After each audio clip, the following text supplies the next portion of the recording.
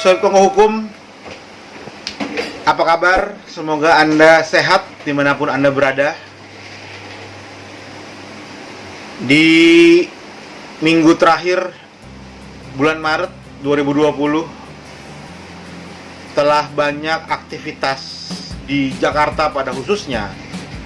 Pemerintah menghimbau agar kantor-kantor baik pemerintah, BUMN maupun swasta work from home, tugas di rumah. Nah, oleh sebab itu saya pun sekarang sedang di rumah. Inilah dia ruang tamu saya. Sobat Kongko Hukum dimanapun Anda berada,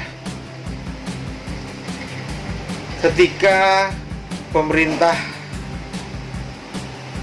menetapkan sebuah peraturan, perlulah dijalankan oleh masyarakat, tentunya oleh kita sebagai masyarakat Indonesia. Nah, beberapa pekan bulan Maret dalam 2020 makin banyak orang-orang atau masyarakat Indonesia yang terjangkit virus corona.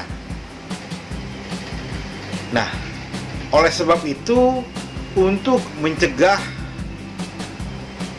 berkembangnya virus corona, maka pemerintah mengeluarkan anjuran, himbauan agar masyarakat tinggal di rumah, menjalankan pekerjaan yang bisa dijalankan di rumah. Nah, sehingga diikuti oleh maklumat dari Bapak Kapolri pada tanggal 19 Maret 2020 yang intinya adalah menghimbau masyarakat agar diam di rumah. Tentunya masyarakat Indonesia dimanapun berada, khususnya di wilayah Jabodetabek, agar mengindahkan peraturan pemerintah yang telah dibuat tersebut. Nah, oleh sebab itu, dalam Kongko Hukum kali ini kita akan membahas aturan-aturan hukum dalam menjalankan aturan tersebut.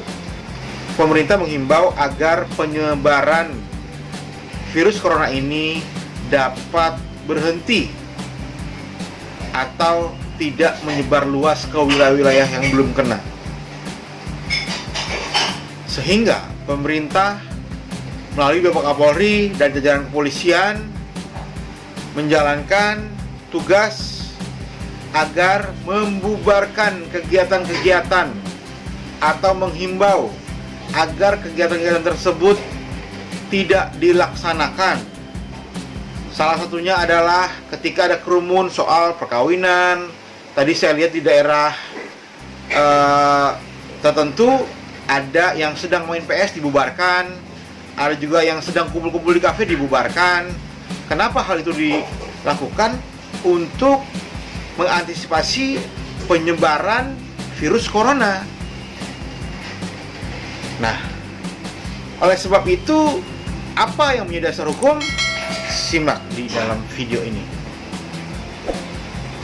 Dasar hukum yang pertama, dasar hukum Undang-Undang Nomor 4 Tahun 1984 tentang wabah penyakit. Ketentuan pidana.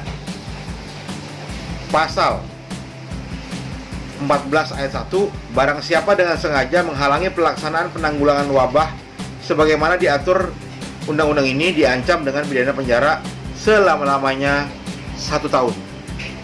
Kemudian ayat 2, barang siapa karena kealpaannya mengakibatkan terhalangnya pelaksanaan penanggulangan wabah sebagaimana diatur dalam undang-undang ini diancam dengan pidana kurungan selama-lamanya 6 bulan. Itu pasal 14 ayat 1 dan ayat 2 Undang-Undang Nomor 4 Tahun 84 tentang wabah penyakit. Kemudian ada juga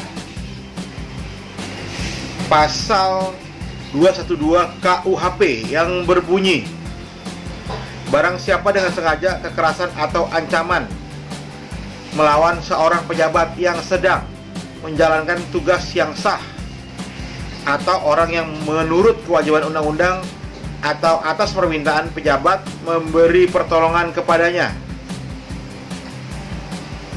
diancam karena melawan pejabat dengan pidana penjara paling lama 1 tahun 4 bulan atau pidana denda. Kaitannya dengan pasal 214 KUHP, jika hal tersebut dilakukan oleh 2 orang atau lebih, maka ancaman pidana maksimal 7 tahun. Jadi tidak main-main ini soal pokok hukum. Ada yang 1 tahun, kalau dia berumun lebih dari 2 orang, maka akan menjadi 7 tahun ancaman pidananya. Nah, ada juga pasal 216 ayat 1 KUHP, pasal 218 KUHP yang berbunyi, barang siapa pada waktu rakyat datang berkerumun dengan sengaja tidak segera pergi karena diperintah 3 kali oleh atau nama penguasa yang berwenang, diancam karena ikut serta perkelompokan dengan pidana penjara paling lama 4 bulan atau denda. Nah, oleh sebab itu, sobat hukum di mana berada, patuhlah terhadap peraturan hukum kita yang telah dibuat oleh para pejabat yang berwenang maupun penegak hukum.